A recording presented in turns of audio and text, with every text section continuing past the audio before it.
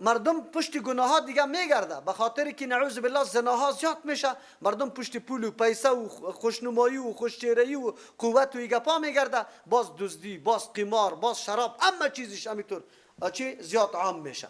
از این خاطر الله تبارک و تعالی پابندی قوی میلگانه. هر دروازه که مفضی به زنا میشه الله تبارک و تعالی پابندی لگانده. پیغمبر بیان کرده اختلاط زن و مرد بیگانه در یک اتاق ناروا. چرا؟ به خاطر تکلمی که جذاب باشه و کشش داشته باشه ناروا، دیدن اعضای سیاست را ناروا. چرا؟ آلی خود زنا نیست، لیکن مفضی به زنا میشه. اختلاط مرد و زن در یک مرکز ناروا. به خاطر چی؟ آخر انجامش عاقبتش اینطور میشه. پس هر معامله و هر راهی که منجر میشه نعوذ بالله به که کسی در زنا واقع شود بند شده در اسلام. از او جمله الله تبارک و تعالی حتی در خانه کسی اموتور در آمده نمیتونی. استیزان بکو، اگر در صورتی که 3 مرتبه السلام علیکم گفتی یا دروازه را تق تق کردی کسی نامد، بگرد، خفم نشو. در سوره نور اینمی مراتب استیزان مکمل ما و شما تیر کردیم. در ترجمه قرآن کریم شما شاید شنیده باشه. این جمع اینمیطور است که وقتی یک چیز طلب میکنی بعد از ورای حجاب. هیچ کسی فکر نمیکنه که ازواج مطهرات نعوذ بالله در قلبشان چیزی هست. و ما در مورد صحابه این گمان نداریم که در صحابه نعوذ بالله طور مردمای بد نظر موجود باشه. شده میتونه منافقین باشه، اما مالی تا نگاه که همسایه را دزد نگی. قانون الله را مراعات کو، باز ده هیچ مشکل مواجه نمیشی. اگر قانون الله را مراعات نکردی مشکلات برات پیداست. بچه عمه و بچه کاکا و بچه خاله را ندیده خانید که همونطور داخل شود. اگر را دادی حتما فتنه از اینجا پیدا شده. امروز که اگر 10 زنا واقع شده کلش از طرف خودگیست که را دارد خانید. اسلام میگه بند میکنه، غیر از محرم دیگه بند است. عمر رضی الله عنه آدمی غیرتی بود. در خانه پیغمبر علیه السلام هر قسم مردم می آمد، خصوصا طلب کردن اسباب. هر خانه که اسباب آدمی خوب باشه اسباب میده، کل همونجا میره. پیغمبر علیه السلام خوب اسباب میداد، از همون خاطر هر کس و ناکس اونجا میرفت. عمر رضی الله عنه دلش غیرتش تقاضا میکرد که نه پابندی باشه، ازواج مطهرات رویبروی نشوه با مردم. الله تبارک و تعالی آیت هم روان کرد. امو قسم هر کسی که در مقام اینمی قسم دعوت قرار داره باید امی قسم باشه. خانوادهش هم و عام مومنا هم باید اینمی رقم باشه. چیزا میداد دست پسی پرده روبرو نمیشد. چرا؟ موقع پیدا نشوه برای گپ جور کردن با مغرضین، با منافقین. پیغمبر علیه السلام خود دعوتگر است. او مردم تلاش میکرد که حتما یک نقطه را پیدا کنه، نکرد پیدا. با مجرد عایشه رضی الله عنها که در جنگ در قضای حاجت درفت و لاکتش کنده شده بود و پسان رسید که لشکر و قافله حرکت کرده، طوفانی تبلیغات بالا نشد؟ بالا شد. این منافقین دعوتگرا را نمیگذاره، به انواع تهمت‌ها را متهم میکنه به خاطر که سخنشان تاثیر نکنه. الله تبارک و تعالی به خاطر جلوگیری نبی امر کرد که باید در خانه پیغمبر باید چی شوه؟ بدون اذن داخل نشوه. امی توی زینب، چی ولیمه زینب بنت جحش رضی الله عنها بود. در حدیث انس رضی الله میگه که ما از این واقعه خیلی خوب آگاستم. پیغمبر علیه السلام ولیمه جور کرد، صحابه را طلب کرد، در حالی که زینب رضی الله عنها روی طرف دیوال دور داده بود. در اونجا حجاب پرده نازل شده بود. صحابه یک تعداد آمدن بدون از اینکه آگاهی داشته باشند. اینجا پیش از اینکه طعام پخته شوه یا آمدن نشستن. در اون زمانی طور میمانخانه علیحده و خانه علیحده و آشپزخانه علیحده نبود. در یک خانه میمان بود، همونجا پخته کردن بود، همونجا هر چیز بود. تا خیلی زمان نزدیک ما و شما هم میگه پا بود. همونجا میمان میآمد، همونجا زن در تنور نان پخته میکرد. آلی زن که اینجا چادری تام پایین باشه و تو کار و روزگار بکنی بسیار سرش سخت تمام میشه. چرا؟ آزاد کار کرده نمیتونه. زیر چی میاد؟ زیری چی میگه؟ تاثیر میاد. از او خاطر صحابه اینجا نقل شروع کرده بود. نانم خورده شد و پیغمبر علیه السلام برآمد رفت خانه ازواج مطهرات اولگیری هم کرد. پس آمد که یک چند تن باز نشسته نقل کرده. این در شان پیغمبر بسیار سخت شد. لیکن پیغمبر خو با وصفی که حکم الله بود بسیار حیاناک بود. با صحابه خود امی گپ اظهار نکرد تا که الله تبارک و تعالی آیت روان کرد. و در اینجا آداب مهمانداری و مهمان نوازی بر ما بیان شده.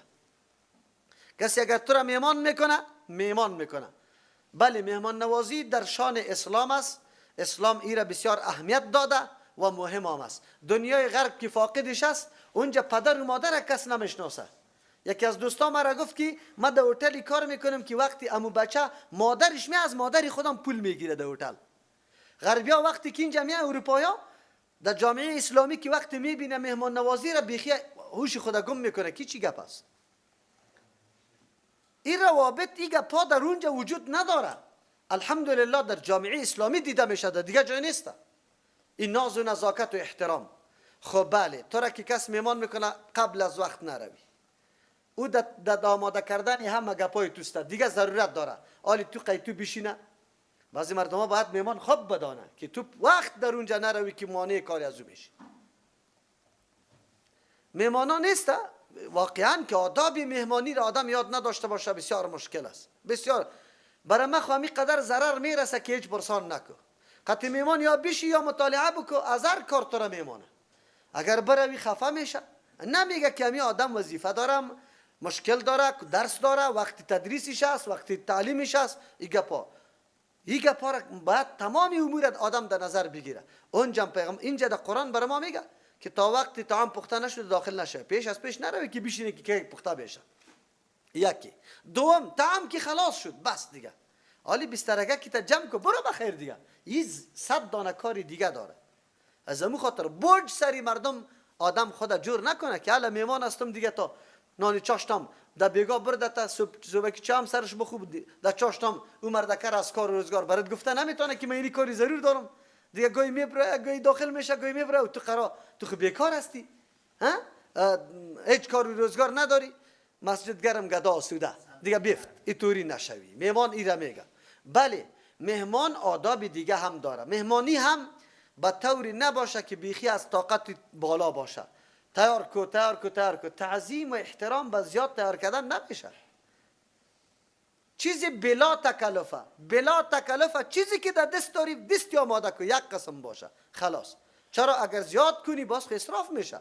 از کل چیز خو یک نفر خورده نمیتونه و تو مصرف کردی از 2000 روپیه و کل شام یک دفعه دست خورده. اونجا که پس بره حالی خو وقت شده که یک دفعه دست خورده باشه باز کس میره نمیخوره. در اشغالدانی مندازی کاش که در کابل خو اما شاروالی اشغالی را خو زود ببره، کلشو میکروب جور میشه، تبدیل به چی میشه؟ به میکروب. مکمل کلی در بدری ها از آمده. فلانی میمانم است. نه، در زمان پیغمبر علیه السلام همه امور ساده بود. چیزی که تیار بود بس بلا تکلف. او از این طور میمان آدم نمیترسام. هر وقت کی بیاید هیچ غمیشه نداشته باش. چیزی که در خانه است پیش کشه. قرآن این آداب بر ما یاد میده. یا ایها الذین آمنوا، کسانی که ایمان آوردید، لا تدخلوا، داخل نشوید، بیوت النبی، در خانه های پیغمبر علیه السلام. همه قسم در خانه های دیگه مؤمنان بعد آدم داخل نشوه. الا یؤذن لکم، مگر که اجازت براتان داده شوه. بدون اجازت در داخل خانه کسی نشوه. یا آداب تیر شده در سوره نور. الا طعام، بسوی دعوت طعام که تو را دعوت داده، غیر ناظرین، که انتظار نکنی اینها در پخته شدن طعام که وقت رفته باشی، حالی منتظر هستی که کی پخته میشه. ولکن اذا دعیتم، لیکن وقتی که دعوت براتان داده میشه، فادخلوا، داخل شوید در خانه. فاذا طعمتم، وقتی که خوراک کرده، فانتشروا، پراگنده شوید، برای پشت کار و روزگارتان. هر کس پشت کار خود بگرده. چقدر ادب نیک است. کاش که کلگی بدانه. ولا مستانسین لحدیث، و نباشی شما الفت گرنده به سخن گویی، نقل و قصه را شروع کرده باشی. الا خب مزه داره دیگه. خانه گرم است، اتاق گرم است، تو کار نداری، مردم از کار میکشی. ان ذالکم، یقینا عمل شما، کان یؤذی النبی، هست که اذیت میده پیغمبر علیه السلام. فیستحیی منکم، شرم میکنه پیغمبر علیه السلام از شما که برای شما بگه که برای. والله، الله تبارک و تعالی، لا یستحیی، حیا نمیکنه.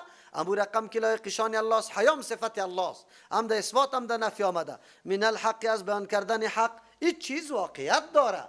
یک آدم نگه که نه من تنگ نمیشم. تنگ میشه. در زبان میگه تنگ نمیشم، لیکن تنگ میشه. ما باشم تنگ میشم. هر چیز برای خود وقت و وعده داره. از وقت و وعده میمان که بیا اینجا ما درس دارم، اینجا میمان سخنا را شروع کنه. برادر من از این قدر شاگردا آمد از کجا کجا داده ای اخی در ترجمه قرآن، من عالیقتی تو گپ زده برم. هر چیز باید آدم وقتش بفهمه. و اذا سالتموهن، وقتی که شما طلب میکنی از ازواج مطهرات متاعا چیزی اسباب و سامان، فاسالوهن، شما سوال کنی از یا من وراء حجاب، از پس پرده. ذالکم اطهر، اینمی سوال کردن تان از پس پرده اطهر، خیلی پاکیزه است لقلوبکم، به دلهای شما، در دل شما شک شبهه گپا پیدا نمیشه. و قلوب این، به دلهای ازواج مطهرات. و ما کان لکم، نیست برای شما ان توذوا رسول الله، که شما اذیت بده پیغمبر الله را. این پیغمبر الله را اذیت نده، ولو که به هر صورت باشه. ولا ان تنکحوا ازواجه، شما نکاح نکنه ازواج مطهرات من بعدی، پس از وفات پیغمبر ابدا هیچگاه. چرا؟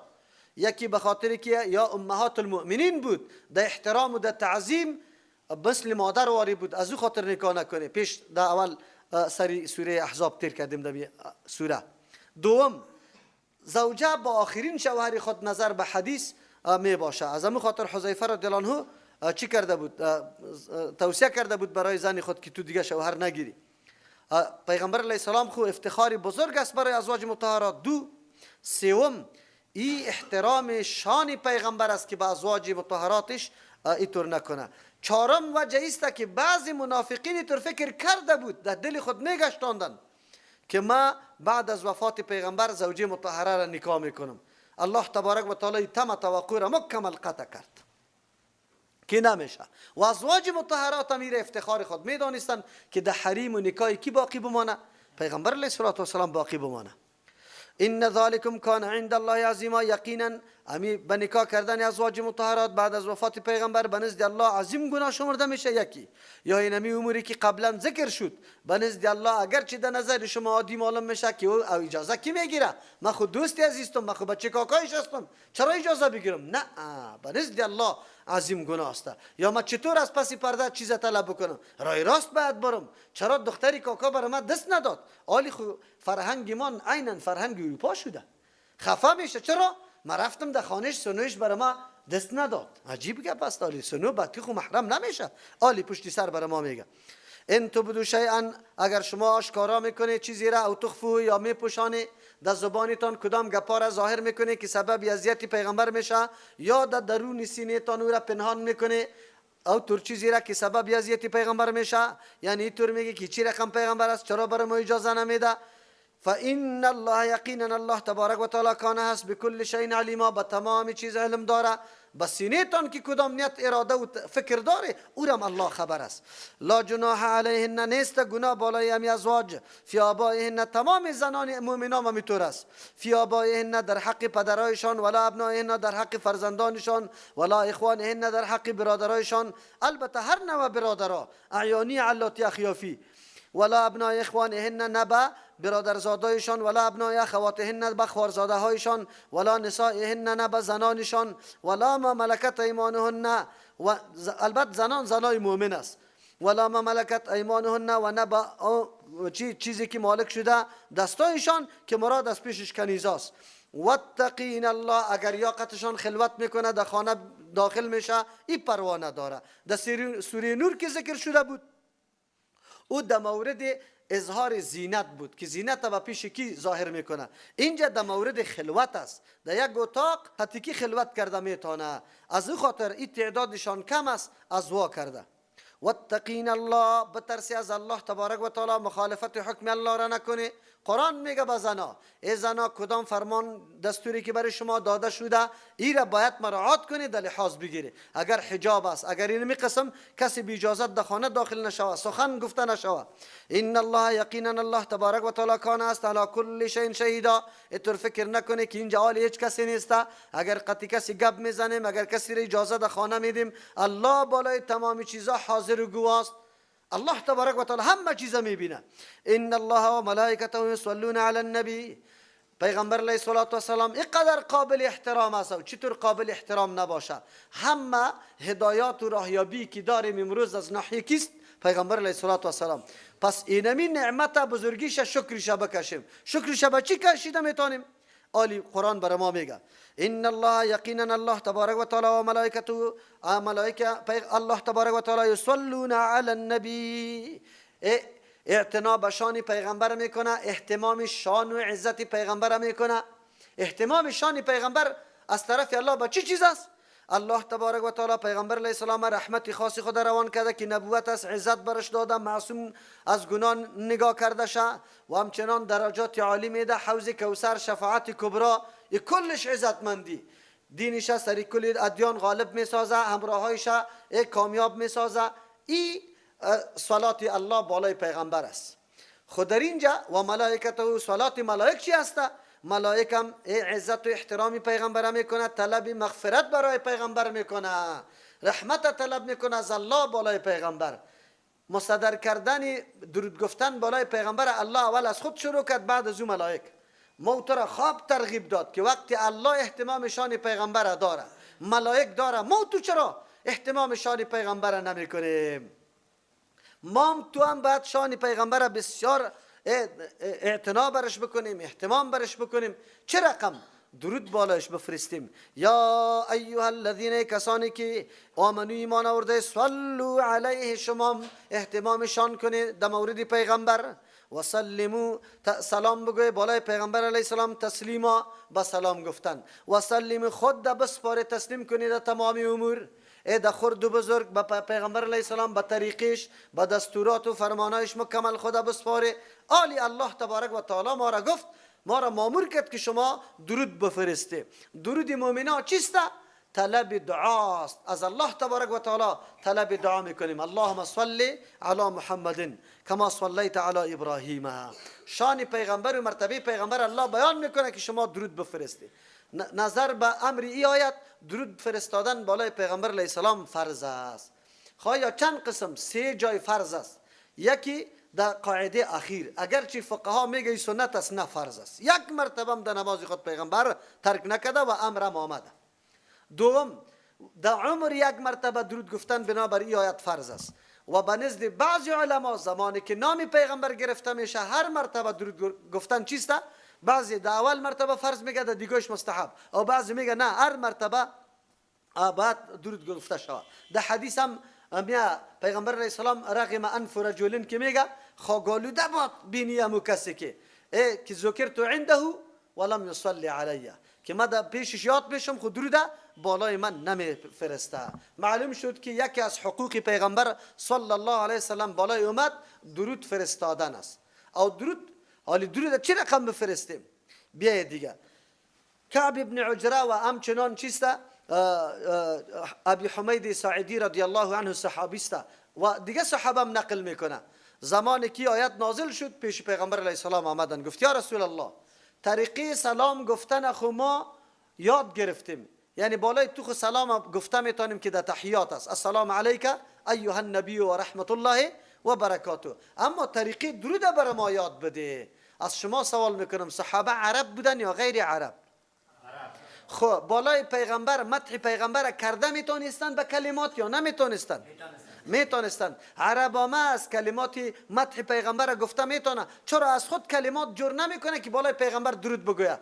او صحابه راجع میشه، رجوع میکنه به پیش پیغمبر و از پیغمبر تقاضا میکنه که ما طریقه سلام یاد گرفتیم، طریقه درود گفتن بر ما بگو. پیغمبر کدام درود برشان تعلیم داد؟ اللهم صل علی محمد و اللهم بارک علی محمد. این درود برشان یاد داد. صحابه خو میتونستن کلمات مدحی، کلمات توصیفی را خود جور میکردن در مورد پیغمبر. معلوم شد که درود پیغمبر هم از خود ساخته نمیشه، بله درودها خو متنوع آمده در روایات صحیح. در روایات صحیح درود آمده، هر کدام میشه که آدم بگه درود بالای پیغمبر علیه السلام است، خو از خود ساخته نمیشه. مثل درود تاج واره، درود لکی واره، یا آلی که مردم میگه الصلاة والسلام علیک یا رسول الله، این درود بدعی است، از خود یا جور کردن، از پیغمبر نقل نشده. یا درود تاج در اونجا دافع البلاء والوباء والقحط والمرض والالم، بله سبب برای دفع بلا و وبا پیغمبر علیه السلام است، خو مؤثر مستقل نیست. از او خاطر اونجا توهم شرک میشه. شرک چرا نسبت غلو در حق پیغمبر میشه؟ پیغمبر از حد و مرتبهش بالا توصیف میکنی، او خود پیغمبر چی میگه؟ لا تطرونی کما اطرت النصارى، بگه عیسی ابن مریم، مرم در حق ما مبالغه نکنه. زیاده پردازی نکنه، مرتبه مرا نعوذ بالله به او اندازه توصیف نکنه. مثل که نصارا چی کردن؟ عیسی ابن مریم که ابن الله گفتن. برای ما اینطور نگوی. دخترکایی که بیت خانی میکرد در اونجا گفت که فینا نبیون چیسته یعلم غدن، که سبا را میدانه. پیغمبر علیه السلام گفت نه نه نه نه، این گپا را نگوی. امو شعرهای سابقی تان پس اعاده کنی، این کلمات در حق ما نگوی. من خو عالم غیب نیستم. امروز این مردم فقط میگن بجای از اینکه میگن ما محبت به پیغمبر داریم، کلمات دروغ در حق پیغمبر جور میکنه و بعد از او درود جور میکنه. چیستا روح محمد فی الارواح و صلی علی تربه محمد فی التراب، از خود جور کرده رویسته او طریقه ها میده برای درود. این گپا کلش نادرست است. فقط درود نمو معتبر است که در حدیث صحیح الفاظ از اون نقل شده باشه، در غیر از درودای خود ساخته بگوی معتبر نیست. الله که ما را مامور ساخته به مو قسم درودا. او این درودا یکی خود در محل خاص آمده. مثلا بعد از آذان درود آمده، در وقتی که آدم دعا میکنه پیش از او بعد درود گفته شوه. مقامات مختلف الله چیسته در احادیث آمده که شما بالای ما درود بگوی. در قاعده اون درود آمده. یکی درود عام است که همیشه آدم باید چی بگویه؟ درود بالای پیغمبر علیه السلام بگویه. اینطور جای مشخص و وقت مشخص نداره که اینجا بگو اینجا نگو. بله مقامات خاصی که حدیث وارد شده او را خو میگیم در عام اوقات هم بالای پیغمبر علیه السلام درود میگیم و اینمی حق پیغمبر علیه السلام است. ان الذين يؤذون الله، یقینا کسانی که اذیت میده الله تبارک و تعالی را و رسوله و پیغمبر الله را، لعنهم الله فی الدنیا، الله وارد دور کرده از رحمت خاص خود، هم در دنیا و آخرت هم در آخرت، و عد لهم آماده ساخته برای ازوا عذابا مهینا، عذاب خیلی رسوا کننده را، او عذابی که یار سبک میسازه. کسایی که اذیت میده الله را، الله تبارک و تعالی اذیت نمیابه. اذیت خو این میره میگه که در دورنج در تو پیدا میشه، از دست سخنی کسی، از دست عملی کسی، از دست اشاره کسی. ایرا میگه الله خو اینطور شده نمیتونه. بله خیر، اینجا مراد از اذیت الله چیست؟ در حدیث تشریح ازی شده. کسی که نسبت ولد به الله میکنه که الله ولد گرفته برای خود، یا اوصافی را برای الله ثابت میکنه که با شان الله مناسب نیست، مثل که یهود میگفت ید الله بگه مغلوله، دست الله چی هسته؟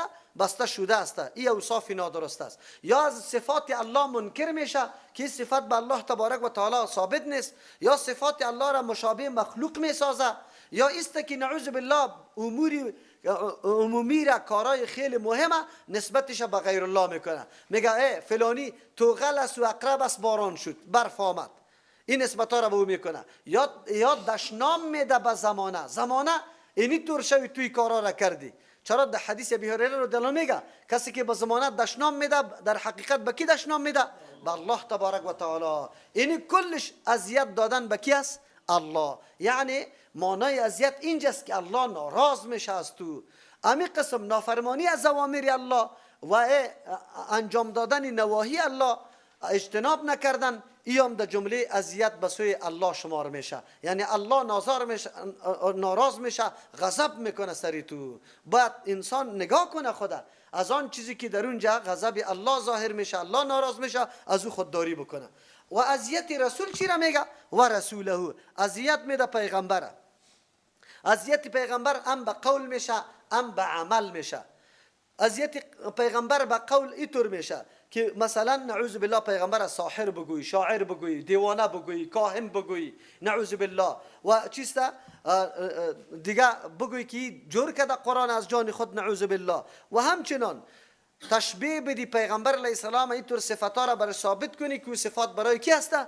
الله تبارک و تعالی. این در اذیت پیغمبر داخل است. یا است که طعن و اعتراض بکنی، چرا زینب نکاح کرد، چرا این کار کرد، چرا اینطور کرده. اینی گپام طعن هم اذیت پیغمبر میده. این را اذیت قولی میگه.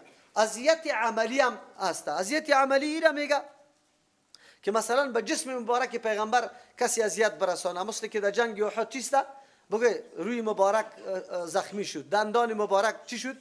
شهید شد، میده شد. همچنان اینمی قسم عمل کردن که سری پیغمبر علیه السلام در وقت نمازش شکمبه ها را یا را انداختن، قطی سنگا میزدن مثل ابو لهب باره. یا را میگه اذیت عملی. یک قسم اذیت عملی یک صورتش ایسته که خلاف طریقه از او تو عمل بکنی. طریقه پیغمبر یکی است او تو دیگر رقم عمل میکنی، ایام اذیت به پیغمبر میده. یکی دوم گپی کس طریقه کسی دیگر را ترجیح بدی بالای طریقه پیغمبر. الله رحم بکنه ان شاء الله. از اذیت جسمی خو و شما پاک هستیم، چرا که پیغمبر خو وفات کرده. او اذیت چیسته قولی الله ما و شما را نگاه کنه، هیچ کس به پیغمبر علیه السلام دو دشنا متعن نمیگه ان شاء الله. لیکن الله رحم بکنه که از اذیت عملی محفوظ نگاه شوی، مسئول شوی. اذیت عملی کدام است؟ راه های زندگی ما، طریقه ما خلاف طریقه پیغمبر نباشه که موجب اذیت کی میشه؟ پیغمبر میشه. در تمام زندگی ما خصوصا در بخش عبادت و کسی دیگر را ترجیح ندیم، طریقه کسی دیگر را ترجیح ندیم سری طریقه دیگر کس. با تاسف که گپ حال فی الحال خیلی موجود است.